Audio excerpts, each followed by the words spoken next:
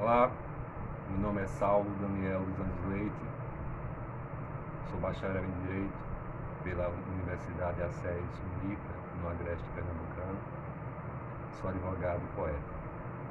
Meu trabalho se insere em arte e direito e tem o seguinte título: de Direitos Humanos, sob a perspectiva da filosofia, da arte e do direito, Estela do Patrocínio, mulher, negra e louca. A pesquisa bibliográfica entrelaça-se ao estudo do caso da poetisa Estela do Patrocínio sob o enfoque da filosofia, da arte e do direito, provocando um deslocamento real de perspectiva ao abordar um tema de profunda gravidade e presente no contemporâneo. É um trabalho disruptivo e propositivo, a saber, seu caráter disruptivo procede à crítica da função justificativa do valor,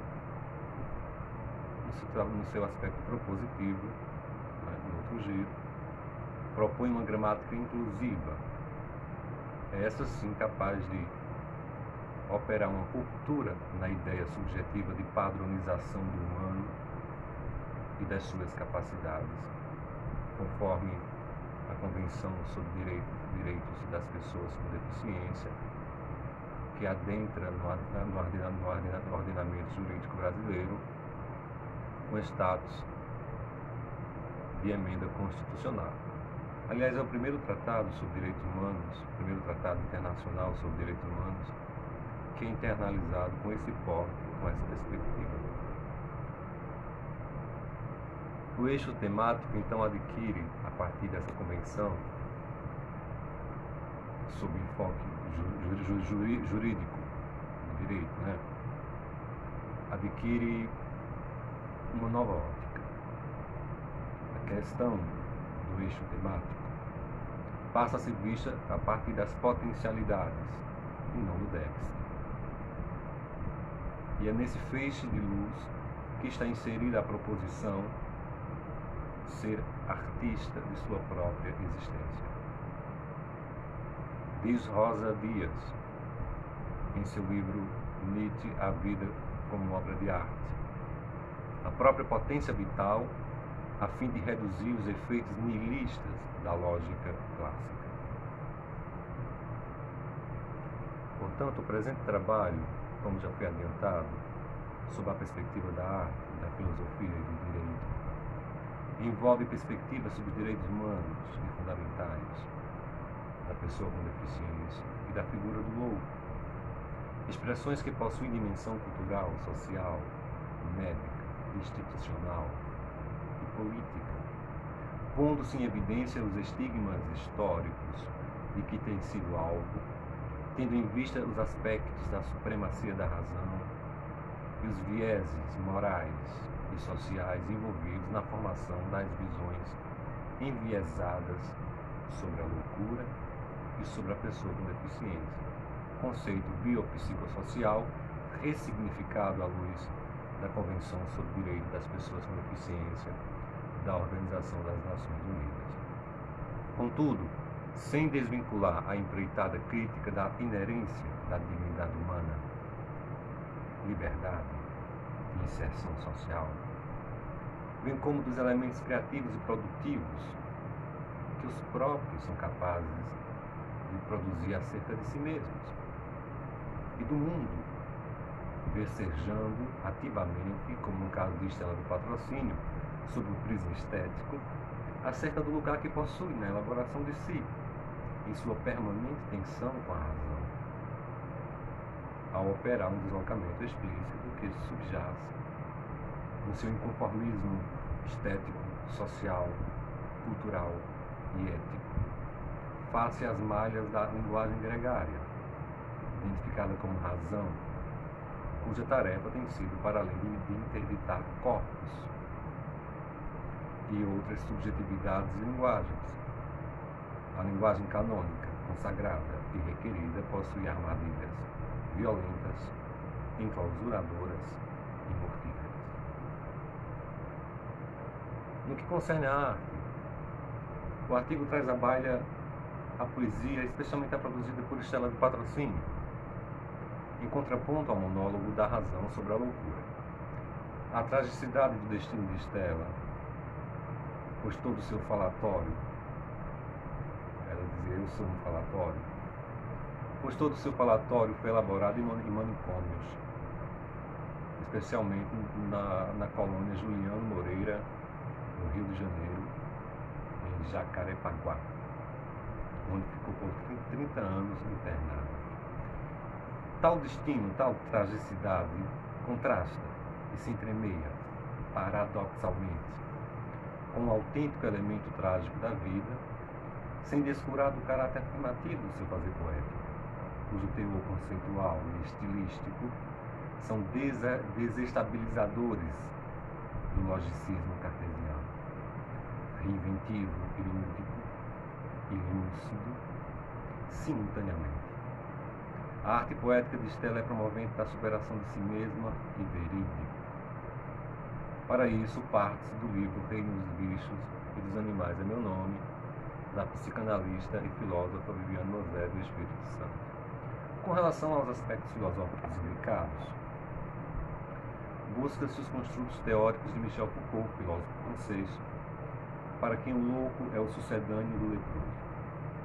Consoante relata no livro História da Loucura, e de Nietzsche, em sua crítica à razão socrática, essa responsável no curso do processo civilizatório por construir um modelo de pensamento calcado na ideia de verdade, que nega os afetos, põe sob dúvida os instintos mais nobres, combate as paixões, superestima a razão, em detrimento de tantos outros afetos.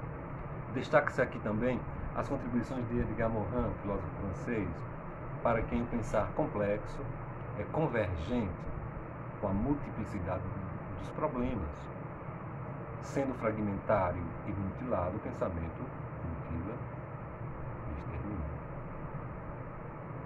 Assim, considera-se os meandros sociais que o tema envolve. O artigo inclui a crítica aos discursos de métodos alinhados ao monólogo da razão sobre a loucura e sobre a pessoa com deficiência, explicitando as práticas e métodos modeladores de um modelo sacrificial, moral, excludente e segregador.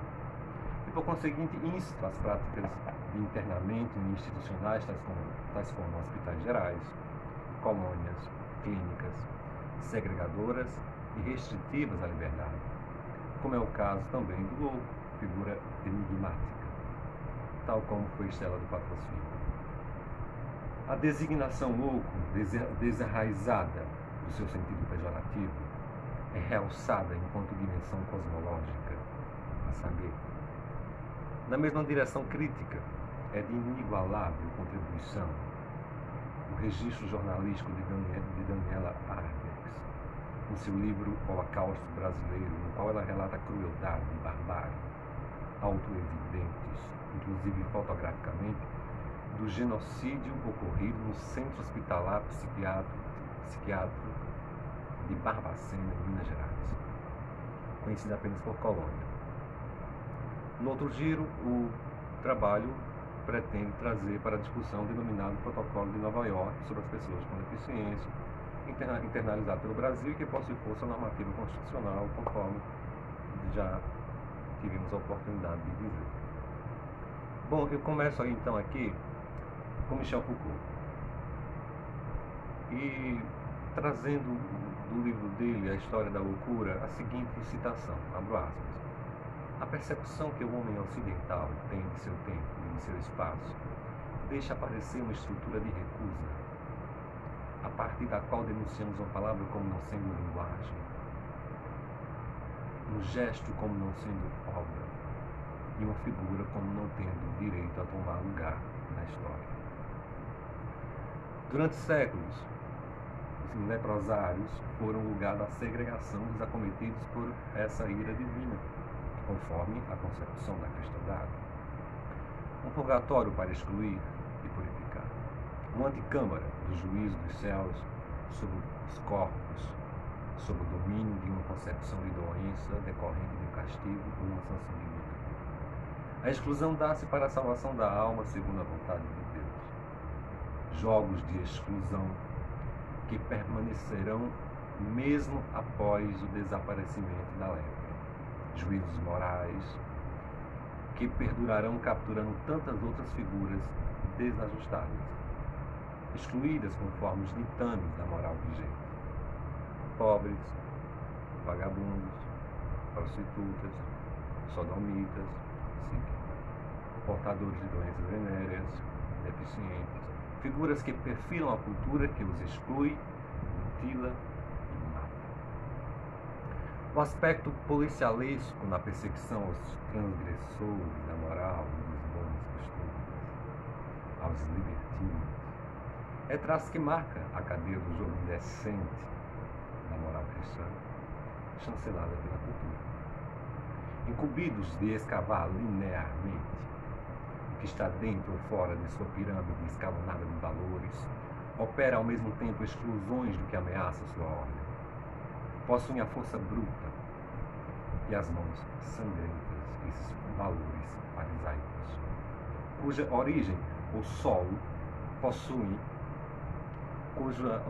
solo podem ser questionados a partir de uma genealogia da moral, no sentido de verificar os critérios que lhes dão a base e a sustentação. Tarefa que Nietzsche empreende no livro cujo título é exatamente o nome do seu procedimento, Genealogia da Moral. Bom, retomando, com o fim da lepra, os leprosários são logo povoados por incuráveis e loucos, diz Michel Foucault. Capturados pelas malhas dessa linguagem moral excludente e mortífera, os loucos antes estiveram ligados a todas as experiências maiores da Renascença, consoante Foucault. É nesse contexto que é interessante citar Nau dos Loucos, onde ocorria uma expulsão das cidades e suas despedidas potencialmente sem volta. Entre mentes, nos barcos faziam festivais de loucura. Havia uma literatura da loucura que era lida nessa época. Não havia enclausuramento, não havia reclusão da loucura. Havia mesmo, diz Roberto Machado, em palestra na Universidade Federal de Santa Catarina, a História da Loucura e Crítica da Razão. Roberto Machado foi aluno de Michel Foucault, né? Diz Roberto Machado: havia mesmo eleição para saber quem era o louco mais louco. Diferentemente, subrogados pela loucura, uma vez que a lepra desaparece, a figura do louco terá sobre si a dívida de expiar o pecado. Os juízos morais, daí nós falávamos da função judicativa do valor, sobre eles são da mesma substância e matriz de que os leprosos foram alvo. Encarcerada a loucura, na cisão entre razão e desrazão por doença mental, aprisionado o louco, não para tratamento, afinal, aprisionamento cruel de corpos desajustados. Segundo um modus operandi contido na praxe dialética entre procedimentos e códigos morais, os loucos tornam-se exilados a partir da ótica piramidal da razão, excomungados do cálice pela via da tartufice moral de milênios. Envolto no silenciamento, amarrado e amordaçado, julgado, especialmente no que concerne a sua sexualidade, atravessam séculos as práticas de exclusão e de enclausuramento do louco. Considerando que Foucault, sob o sol da pesquisa de Nietzsche, traz em seu estudo acerca da loucura uma crítica da razão, simultânea a uma arqueologia histórico-filosófica do silêncio a que aquela foi relegada, conforme explicita o próprio pensador francês, busca-se no tópico seguinte esgrimir essas relações de domínio da razão sobre a loucura, aprofundando suas implicações ético-sociais. E aí vem o segundo tópico, Nietzsche e a crítica ao socratismo. E eu começo então com a expressão do próprio Friedrich Nietzsche em seu livro Zaratustra. Onde está a loucura com que deverias ser vacinado? A modernidade se desenvolve enquanto uma civilização socrática e o remédio de Sócrates é a razão. Abro aspas. Ele vê a falta de entendimento e a força da ilusão e conclui dessa falta o que existe é intrinsecamente pervertido e repudiável. Fecho aspas. Afinal, Sócrates coloniza o real para subordiná-lo à fria razão, escravizando as forças nobres, instintivas e pulsionais a partir das forças reativas da razão. O que leva Nietzsche a diagnosticar o socratismo da moral, a dialética, como sintomas de declínio e cansaço diante da vida, e responsável pela morte da arte trágica grega. A argúcia de Nietzsche em seu livro Nascimento da Tragédia consiste especificamente em olhar o problema da ciência mesma. A ciência entendida pela primeira vez como problemática, como questionável. Isso implica, abro aspas, ver a ciência com a óptica do artista, mas a arte com a da vida. Fecho aspas. Afirma Viviane Moser, referindo-se à razão socrática. Em consequência, tudo que é escuro, imprevisto, móvel, múltiplo, é excluído. Transposto para o lugar do erro, da ilusão, do mal, é nesse espaço que se insere a loucura, e muitas vezes a arte. Platão, inclusive, afirma que os poetas não terão vez na República, conforme diz Trindade em Nietzsche, Sócrates, no site Razão Inadequada. Conforme Nietzsche, abro aspas, o ódio ao mundo, a maldição dos afetos, o medo à beleza e à sensualidade, um lado de lá inventado para difamar melhor o lado de cá, no fundo um anseio pelo nada, pelo fim, pelo repouso. É coerente afirmar que no seu primeiro livro, Nascimento da Tragédia, subjaz a crítica do filósofo alemão à linguagem, para além de sua crítica à ciência e à supremacia da razão. Modelo carregado através da linguagem que opera no interior do pensamento uma cisão, fragmentando o que na origem é multifacetado e imbricado. Vividamente inspirado em Nietzsche, assevera Viviane, concebida como essência do humano, o homem é um animal racional, a razão sustenta em separar, segmentar, opor, enquanto a vida é complexa, móvel. Então, se contrapondo-se ao registro dessa tradição filosófica, cuja planta é o ressentimento e o niilismo, da qual o cristianismo clerical e temporal tem raízes e caule, pois é mero platonismo para o povo, afirma Nietzsche, verifica-se a crescente subordinação da loucura à razão. A razão, essa estrutura presente na linguagem, possui consciência maquiavélica, cuja morfossintaxe é tomar como verdadeira a sua gramática moral, ocasionando o aprisionamento do sujeito coagulado e ao predicativo discriminador. Afinal, seu signo e símbolos excluem. Sua gramática é um esqueleto e seu teor possui uma ortopedia de valores morais calcificados, acentuados por traços de violência, ao reproduzir identidades engessadas, pretensamente impermeáveis, porém certamente produtoras de subjetividades adoecidas, que, depreciando a vida, desprezam o corpo, acusando-o de herético, blasfêmico e imoral. Nesse diapasão, a linguagem que latinamente morre, renasce em neolatina. Contudo, herda daqueles atributos morais de sacrifícios e desprezo pelos loucos e seus congêneres.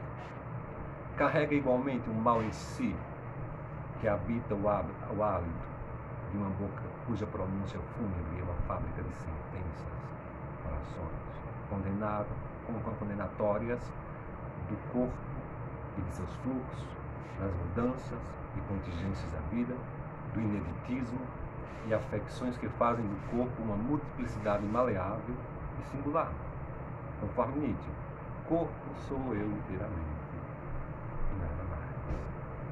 E alma é apenas uma palavra para algo no corpo. O corpo é uma grande razão, uma multiplicidade com um só sentido, uma guerra e uma paz, um rebanho e um pastor. Fecho aspas.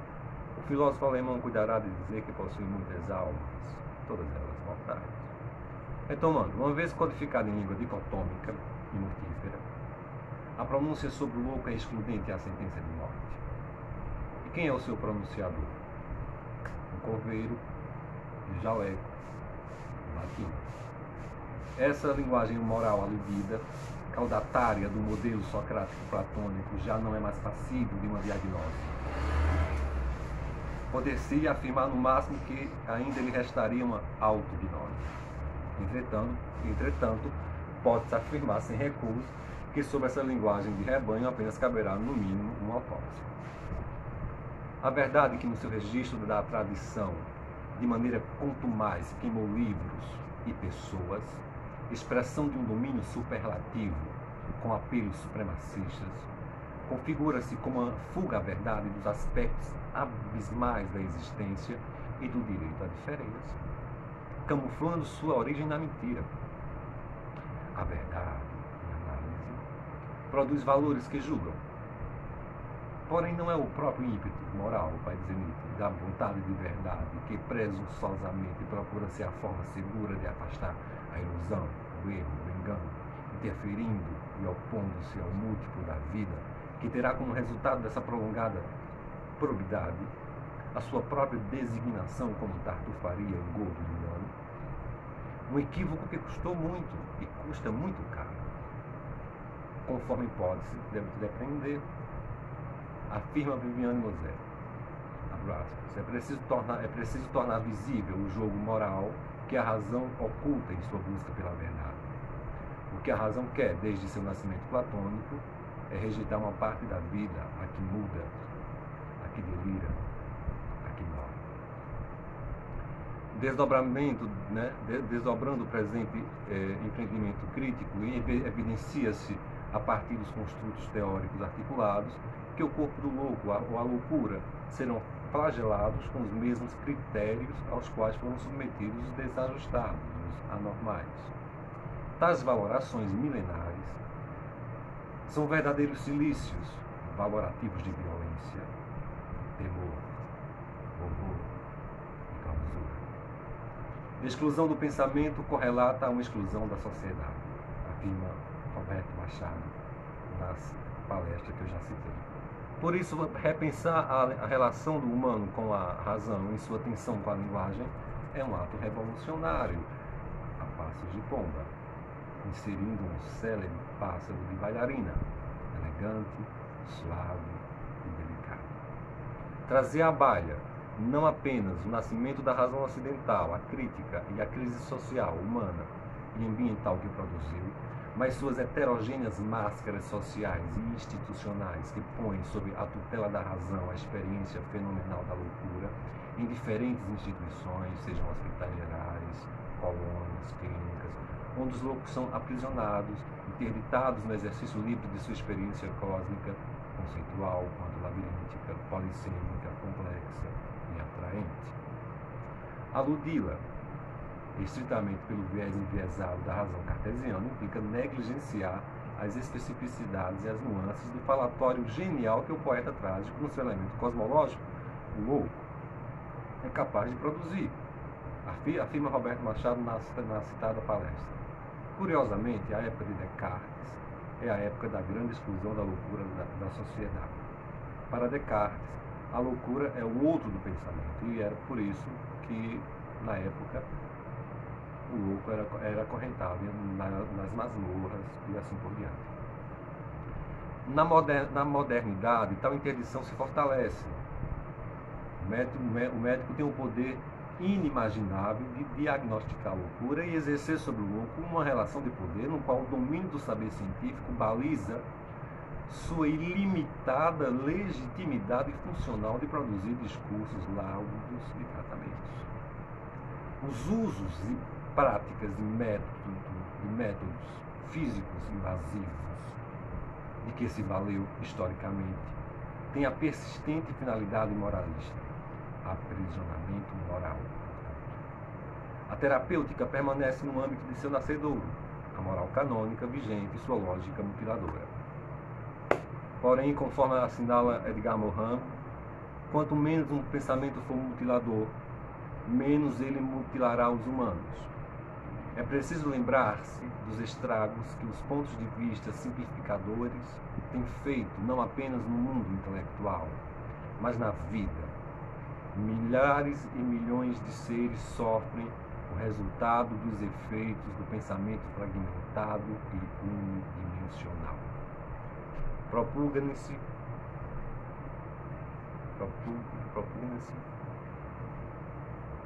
Bom, entende-se nesse artigo, perdão, não consegui pronunciar a palavra, entende-se nesse artigo, à luz dos construtos articulados, que a psiquiatria e o psicologismo são meros sucedâneos do ato de confessar pecados e culpas, e produzir sobre os corpos a verdade unilateral sobre a loucura.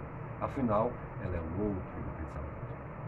Trata-se, portanto, de saberes contíguos à técnica sacerdotal, sempre renovada de confissão dos pecados, de culpabilização, de incúria. O paciente ou o séquito carrega um estigma de responsáveis pelo seu pecado, livre-arbítrio, ou de sua dor ou trauma, porque afinal não são vítimas. São traduzidos como algozes de si mesmos, com múltiplas imputações de responsabilidades. A mesma e velha técnica de confissão de culpa com o objetivo de moralizar e culpabilizar o outro. Todavia, vai dizer Michel Foucault, a psicologia, a psiquiatria jamais poderá enunciar a verdade da loucura, porque é a loucura que detém a verdade da psicologia e da psiquiatria. Fecho aspas. Enfim, a clínica e a psiquiatria, salvo as exceções, como pelo esforço da psiquiatra Luiz da Silveira, são modos morais de seleção com matizes eugenistas e puritanos. E aqui eu trago à baila o trabalho jornalístico de Daniela Arbex, em que ela relata a crueldade e a barbárie auto-evidentes, inclusive fotograficamente, do genocídio ocorrido no Centro Hospitalar Psiquiátrico de Barbacena, em Minas Gerais, conhecido apenas por Colônia. A jornalista relata em seu livro que para esse holocausto eram enviados para a morte em trens, chamado o trem dos doidos, os desajustados, os indesejáveis, segundo o bel prazer dos familiares e da sociedade consoante a moral milenar. Pessoas com diagnóstico de doença mental, prostitutas, epilépticos, mães solteiras, meninas problemáticas, mulheres engravidadas pelos patrões, moças que haviam perdido a virgindade antes do casamento, mendigos, alcoólatras, melancólicos, tímidos, pessoas sem diagnóstico, loucos, poetas, gays, negros, deficientes abandonados por suas famílias, filhos rebeldes e até crianças. Auto-evidente a concepção de eugenia e de limpeza social. Mais de 60 mil internos morreram e um número incontável de vidas foi marcado de maneira irreversível. Retome o que eu disse sobre Edgar Morin e assim a gente segue. Já estamos quase acabando. Vamos falar um pouco sobre Estela do Patrocínio, o falatório.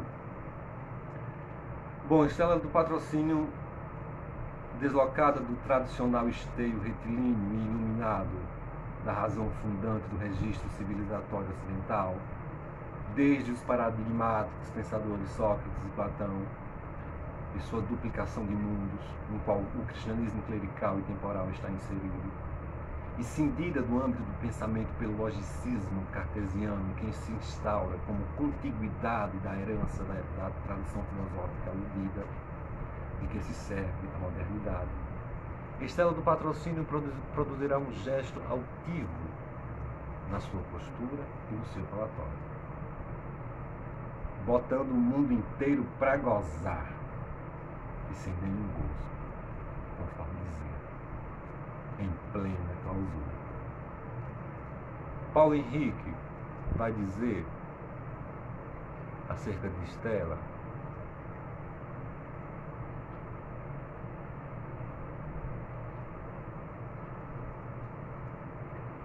desmembrou as palavras, desenraizou-as do encismado, desmembrou as palavras, desenraizou-as do ensimesmado cartesiano no fluxo de desrazão da mente delirante. obstinadamente excludente, a racionalidade acaba por se apoiar em um sistema fundado sobre a força policial, com internamento e trabalhos forçados. Viviane Mosé, Reino dos Bichos e dos Animais, é meu nome, fecho aspas. Sobre Estela pouco se sabe. Ela sabe que ela nasceu em 9 de janeiro de 41, filha de Manuel do Patrocínio, de Zilda Xavier do Patrocínio, que se dizia solteira, doméstica e de instrução secundária, que redigia frases ou números em papelões, que não recebia visitas, que a mãe também enlouquecera. Foi admitida aos 21 anos no Centro Psiquiátrico Pedro II, após registro na 4ª Delegacia de Polícia. Depois foi transferida para a colônia Juliano Moreira, onde viveu até sua morte em 1992. Ladies and gentlemen, a cintilante Estela do Patrocínio. Eu sou Estela do Patrocínio, muito bem patrocinada. Porque quem vence o belo é o belo, quem vence a saúde é outra saúde, quem vence o normal é o outro normal, quem vence um cientista é outro cientista. Quando o sol penetra no dia, dá um dia de sol muito bonito, muito belo. Meu nome verdadeiro é caixão, enterro, cemitério, defunto, cadáver, esqueleto humano, asilo de velhos. Você está me comendo tanto pelos olhos que já não tenho de onde tirar força para te alimentar. Nasci louca. Meus pais queriam que eu fosse louca. Os normais tinham inveja de mim, porque eu era louca. Eu estou no asilo de velhos, um hospital de tudo que é doença. Um hospital, lugar de maluco, doido. Nos gases, eu me formei e tomei conta. Eu sobrevivi do nada. Eu não existia, eu não tinha uma existência, eu não tinha uma matéria. Comecei a existir com 500 milhões de anos e 500 mil anos. Logo de uma vez, já velha. Eu nasci criança. Eu não nasci criança, nasci já velha. Depois é que eu virei criança. E agora continuei velha, me transformei novamente em uma velha. Voltei ao que eu era, uma velha. Ainda era Rio de Janeiro, Botafogo. Eu me confundi comendo pão, eu perdi o óculos. Ele ficou com o óculos. Passou a língua no óculos para tratar o óculos com a língua. Ela, na vigilância do pão sem poder ter o pão. Essa troca de sabedoria, de ideia, de esperteza, dia, tarde, noite, janeiro, fevereiro, dezembro. Fico pastando à vontade. Fico pastando no pasto à vontade. O homem chamado cavalo é o meu nome. O bom pastor dá a vida pelas ovelhas. Eu gosto mesmo é de escrever, de fazer número em papelão. Continuar repetindo o que eu acabei de fazer no dia. Quando eu estou com vontade de falar, tenho muito assunto, muito falatório. Não encontro ninguém para que eu possa conversar. Quando eu não tenho uma voz mais, não tenho falatório. Uma voz mais, vocês me aparecem e querem conversar. Meu passado foi um passado de areia, em mar de Copacabana, cachoeira de Paulo Afonso, bem dentro da Lagoa Rodrigo de Freitas. No Rio de Janeiro, no futuro eu queria ser feliz e encontrar a felicidade sempre. Não perder nunca o gosto de estar gostando. O que eu penso em fazer da minha vida encontrar a felicidade, de ser feliz, ficar gostando e não perder o gosto de ser feliz, encontrar a felicidade e não perder o gosto de estar gostando. É a mesma mulher, é o mesmo homem, é a mesma criança, é o mesmo bicho, é o mesmo animal, é o mesmo espírito, é a mesma alma, é o mesmo Deus, é a mesma Nossa Senhora, é o mesmo menino Jesus, o tempo. Sua poética cosmológica desestabiliza o logicismo eliminador cartesiano, pois enquanto esse implica o uniforme, a uniformidade, é excludente, ao passo que o versejante rasgo de sinceridade da poetisa é verdade cósmica, permeável pela potência, que dialoga com o circuito de afetos, realçando sua singularidade exclusiva. E lúcida, provocado pelo seu despertar do sono do dogmatismo que a encarcerou. Encontra-se então coligado ao seu senso crítico da situação verídica do seu trauma individual. Estético, posto que é pós-estrutura meramente cognitiva, seus poemas agenciam no nível espiritual intuitivo as reverberações de dimensões da alma que é testemunha de sua tragicidade e se inscreve no registro também coletivo de tantas outras tragicidades, como foi o caso dos holocaustos. A tragicidade de Stella perfaz-se no encontro do poeta trágico como patos moderno em relação à existência. Nesse sentido, eu os remeto a Clademir Araldi, em que ele fala Nietzsche e o trágico como denominador comum. Bem, trágico como patos moderno em relação à existência. Então essa tragicidade se perfaz nesse encontro com esse elemento existencial e com a fatalidade, por um lado, entendida em dois momentos que se bifurcam e se encontram. Como dimensão cosmológica, de encontro com o seu lugar de fala, o falatório, potente, criador e desafiador do cartesicismo, substantivo de visões punitivistas e escatológicas. E, por outro, com a evitável, porém persistente realidade da barbárie. Vetor resultante da exaustão humana, de seu declínio na história. Quando a vida perde o valor. Isso implica dizer que a barbárie não é texto nem o necessário. A impotência dos fracos é que a promovem ao lançar sobre as diferenciações um olhar pejorativo e reativo à vida. Portanto, não é íncito ao critério elevado de vida, entendido enquanto expansão, fluxo de formas transitórias, que emancipa, elaborando no caos a vocalização de muitos falatórios. Stella, a estrela cintilante, troveja e faísca em raios ensolarados e nuvens carregadas de chuva e trovoadas. A estrela relâmpago que pariu o seu mundo em bila barbárie da razão, recrudescida por uma sociedade machista e racista, foi negligenciada, encarcerada, sofreu maus tratos e exclusão. Morre solitária em 1992.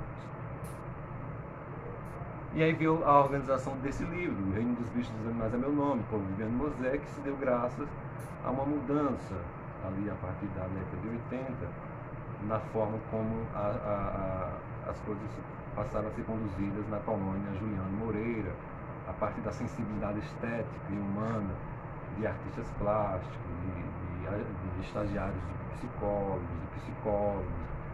e foi a partir de anotações, de gravação, da transcrição das falas de Stella, constantes em fitas, cassetes, né, que possibilitou a visibilidade do gênio cintilante. Parecia uma rainha, com muita dignidade no ponto. Se transformaria em peças teatrais e musicais, com um livro organizado pela psicanalista já citada. Eu faço um verso a Stella, em homenagem a Stella, que se entremeia com o meu próprio modo de ver as coisas, mas eu não vou ler porque eu já ultrapassei muito tempo, então eu vou correndo aqui para ver se dá tempo a gente falar sobre o aspecto bastante importante, que é o protocolo de Nova York. Nada sobre nós sem nós. Esse lema foi propulsor, promovente da Convenção Internacional sobre os Direitos das Pessoas com Deficiência. Deficiência, relido aqui, ressignificado aqui, enquanto conceito biopsicossocial. O estigma social associado às pessoas com deficiência envolve vários aspectos, dentre os quais as barreiras sociais impostas à dinâmica cotidiana dos indivíduos com deficiência física ou mental, impedindo o seu protagonismo, circunscrevendo-o né? Essas pessoas circunscrevendo-os à tutelagem e à exclusão do convívio social. Quando contextualizado aos aspectos múltiplos de discriminação em função de raça, cor, sexo, idioma, religião, opiniões políticas ou de outra natureza, o tema surge ainda mais agravado no tocante à discriminação, preconceitos e lógicas de exclusão. Operacionalizados sob uma perspectiva negativa de índole predeterminada e preconcebida da situação problema que promove a intolerância. Isso decorre da base cultural que insiste em perdurar e entrelaça-se ao longo histórico de tratamento manicomial, aos tratamentos com eletrochoque e tratamentos precários, que caracteriza o eixo temático em evidência, de acordo com Limonge. Ao longo da história, a vida das pessoas com deficiência nunca foi fácil.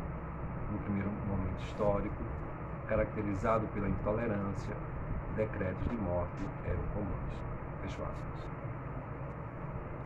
Em uma primeira análise, de acordo com o IBGE, pelo menos 45 milhões de brasileiros e brasileiras têm algum tipo de deficiência.